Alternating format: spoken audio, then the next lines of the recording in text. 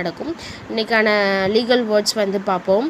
Defence lawyer அப்படின்னா யார் அப்படின்னா பாதுகாப்பு வழக்கறிஞர்களை தான் டிஃபென்ஸ் லாயர் அப்படின்னு சொல்லுவாங்க.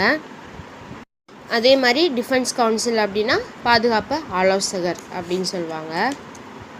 அப்புறம் வந்து defence advocate or defence attorney அப்படின்னா அவங்கள வந்து பாதுகாப்பு வழக்கறிஞர் அப்படின்னு சொல்லுவாங்க. ஒரு கிளைண்ட்டுக்காண்டி ஒரு கேஸில் வந்து பாதுகாப்பாக வந்து வழக்கறிஞர் வந்து இருப்பாங்க.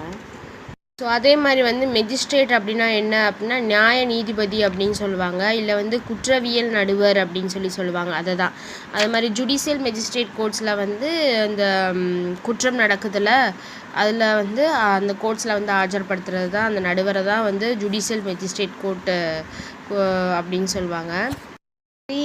ப்ரிசிடிங்னா என்னென்னா நடவடிக்கைகளை தான் ப்ரிசிடிங் அப்படின்னு சொல்லுவாங்க. சரிங்களா? ஸோ மோரால் எல்ஸ் வந்து இந்த நேம்ஸ்